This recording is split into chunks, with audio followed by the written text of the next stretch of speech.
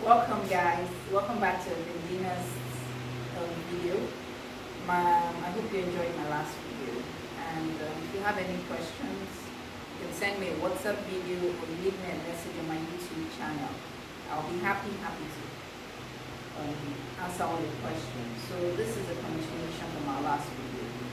So just a refresher, we took our bust measurement, our waist measurement, our hips measurement. So today we're going to continue the video on how to take your shoulder measurement. Now your shoulder measurement, usually you go up high up here from this point to this point. To make it easy for you, if you had a t-shirt on, now from the line where they join the t-shirt right here to this line, so you see this is where my line is, and this line, that's where you want to have your shoulder. So you put your tape from this end to this end. So you can see my shoulder measurement is 14 inches. So my shoulder measurement is 14 inches. I'm making my shoulder on pattern. So I'm going to go from my center front, which is halfway here, to this way. So you know, when you're doing your center front, everything is always on the fold. So you want to use half the measurement. So half of my shoulder will be 17. But remember to place your paper on the fold. So if I was doing an off-shoulder blouse and I wanted to take my off-shoulder measurement, so I would ask myself, well, how low or how high do I want my off-shoulder? I see when I'm teaching some of my customers on how to take their measurements, they usually have challenges on how to take their off-shoulder measurement. So you want to put the tape at your back, like you're wearing something. Make sure it's straight. So you want to make sure it's straight this way, and then put it across our back, and then so if I wanted a high off shoulder, I would put it right up here. I'll make sure it's tight, so it's not too loose. It doesn't begin to fall when I'm at my function. So a good one for me would be 41. But if I wanted some cleavage showing, I would come down to this point. So this is where my cleavage is, and I want my off shoulder right here. So I would say 43, and then it will be, to know my front off shoulder measurement, I'll go on the front like this. So like this. You see, I don't want to go to the side. It's good when my off shoulder just starts right here where my top is, and then not too off here. So you see 13.5 will be a good front measurement for my off shoulder. And then at the back I could do 14. I could add like 1 inch. And then for my arm measurement, like if I was doing an off shoulder that just had a strap, so usually for someone like me, if I'm not too big, I could use 7.5. If I was big, I could use 8. I would usually use between 7.5 and 10, depending on your measurement. So when you just have an off shoulder and you have a tiny strap going across, if your off shoulder doesn't actually have an arm, so that's for your off shoulder. And then if you wanted to take your sleeve measurement, so your sleeve measurement, you start here where this bone is. Make sure the tape goes across all the way down to your arm, to where your wrist is. So for me, let's take this one. So a good measurement would be 20 for my sleeve length. If I wanted a 3/4 sleeve, so 14 would be a good measurement. And if I just wanted something above my elbow, so 10 is good, or 9.5. So when I bend my sleeve, a lot of people complain they might have this discomfort. So if I'd done like 11, which is right where my elbow is, when I make it a penciled sleeve and it's tight, I become uncomfortable at my elbow, and you don't want that. So for you to take your arm measurement, usually you come to this part, to the widest part of your arm. You put your tape across. Please do not make it too tight, and make sure it can go up and down. So this is me at 13.5, it's able to go up and down freely.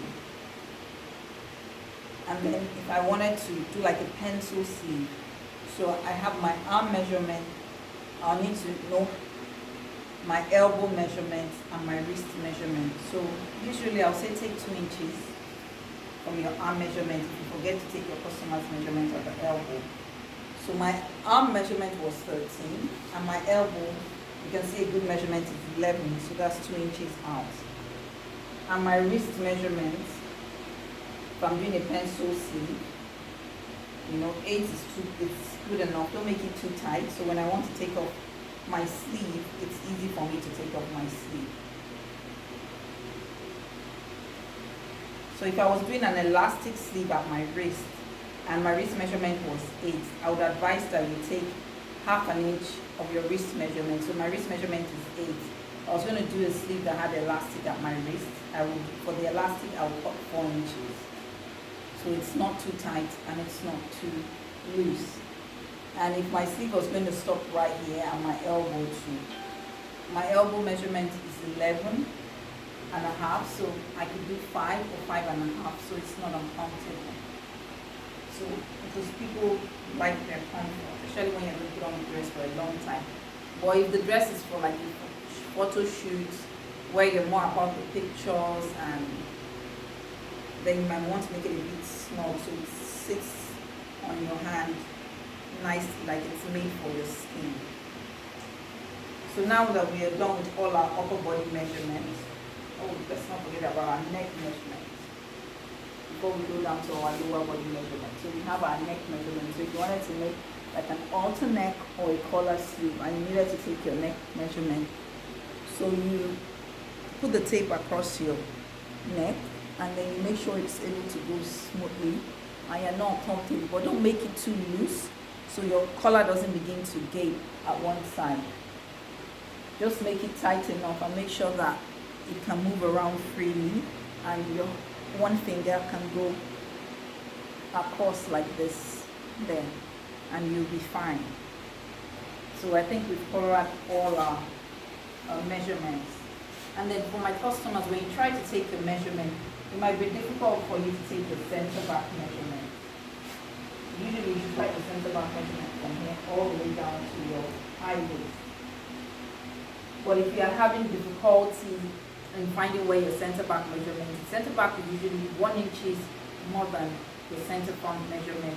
So if your center front measurement is 16, the center back measurement will be 17. And if you are not finding it difficult to find your high waist too, most tailors make a mistake and say your waist is where your body button is. No, your high waist, which is your waist, would be about 1.5 inches to 2 inches above your belly button. So that's another way you can find out where your high waist is. So I think I've covered everything for your upper body measurement. So let's go down to our lower body measurement. So if I wanted to make, I'll take for instance, a 6-piece skirt or a pair of pants.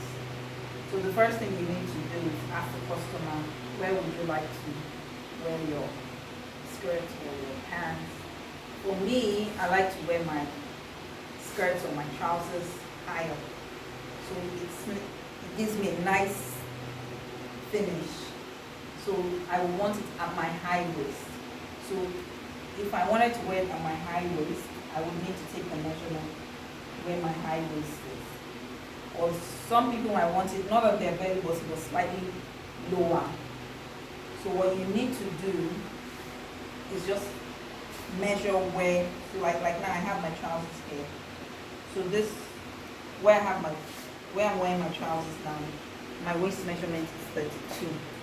But if I was going to wear it high up here and I use 32, my pants are going to be falling because my high waist measurement now is 28.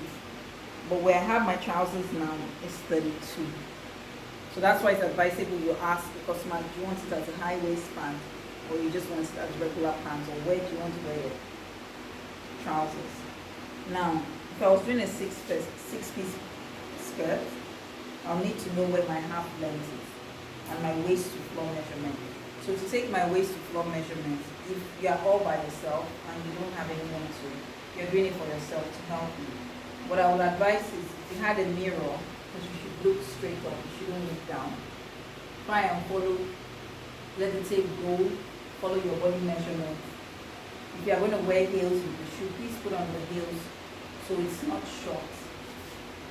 And then just try and control the tape to make sure you can see. So try and move it as close as you can to yourself. Or sometimes what you might do is, you see, so you can see now. If I look in the mirror, I can see that it's 40. If I'm going to wear heels like what I'm wearing now, I might need to use 42. But what I would advise is make it a bit longer, because when you wear it, your bum is going to take it up. So now I have 42 here. If I use exactly 42, by the time my bum lifts it up, the skirt is going to be short, or the pants is going to be short at my back. So I always advise, especially for my beginners, it's better to make it very long. And then if it's too long, it's easier to cut it, the excess. But if you made it too short, then you're going to have a big problem. So that's, and then you might want your skirt half length. So you see how my tie goes in here. I wanted a really nice fitted skirt right here. I will put the tape, and I will do it at, for me that I'm not too tall, I'll probably use 19 and a half. So you see at 19 and a half, that's when my ties begin to go in. So you might want to take it here and then bring it down.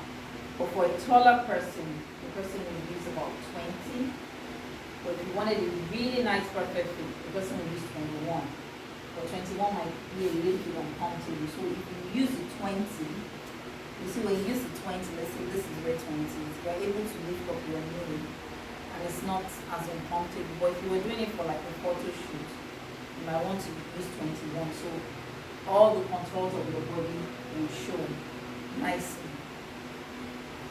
And for your skirt too, if you want it pencil, very pencil, I would say take it to know your knee length, what to use for your knee length. If you have your hip measurement, please take 8 inches away from your hip measurement.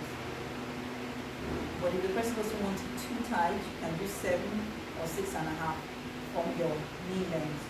From your hip measurement to get your knee length, you know what to pencil it right here. And then you let it flare all the way out. But if I was doing trousers, so trousers can be a bit tricky. You might want to take, the first measurement you want to take will be where you want to wear your trousers. So let's say, like I told you, I have mine here, which is 32. If I wanted to wear it up here, like a high waist pants, I would use 28. So this would be my high waist, so I'll need this measurement. I'll need my hip measurement, and for my hip measurement, I'm going to blend my high waist measurement into my hip measurement. So another important measurement I would need would be my crotch. So if you had a customer, all you need to do is ask them, please stand relaxed at T's like this, put the tape across, and just, so if this is where she's wearing her pants, like I have mine. So you make sure the tape is here at the back and it goes across like this. So my crotch measurement now is 26. So please do not make it too tight like this. So when you wear the pants, doesn't begin to make it a bit, give it a bit of room. So mine now, I can say let me use 25 or 26, but don't make it too free so you don't give her extra attachment at her crotch. So the next important measurement will be your inseam measurement. So your inseam will be from this part. You might want to take half your knee length for your inseam measurement. For me, which will be about 12. And then all the way down to my shoes. If I wanted, but like I always tell you, it's always better if you can stand and use a mirror. So like now with this shoe, my inseam measurement is 30. But if I wanted a pencil trouser like the one I'm wearing, my inseam measurement would be 25.5. So the next important measurement will be my thigh measurement. So my thigh measurement will be the widest part of my thigh, so which is about here. So don't make it tight, especially when you're making pants. Always add like an extra inch. So this is 26. For me, make sure it can go up and down. So a good measurement for me will be 26. If I wanted a pencil trouser too, I would advise that you take your knee length measurement so it's easy for you to blend your hand. So my knee measurement here is at 20. So I know, okay, for my hip, from my hip to my thigh measurement, to my knee measurement, and to my ankle. So please do not make it tight, so unless the fabric has stretch, so it's easy for you to wear and take off the pants. So that will be for your measure. But if you're doing a boot cut, so you know that from your hip measurement, you want a straight cut all the way down to the floor. So don't pencil it, just give it a straight cut till you get to the hips. So and then if you're making a pattern and you want to know where to place your thigh measurement, so you can see this is the widest part of my thigh. So from the crotch, you can come down like an inch or an inch and a half and place your thigh measurement right there, an inch and a half from here. So I hope in this video I've been able to explain everything about taking measurements. If you have any questions, please send me a message on my YouTube. I'll leave my number there, on WhatsApp or on Instagram. Thank you very much. See you in my next class. Have a wonderful day.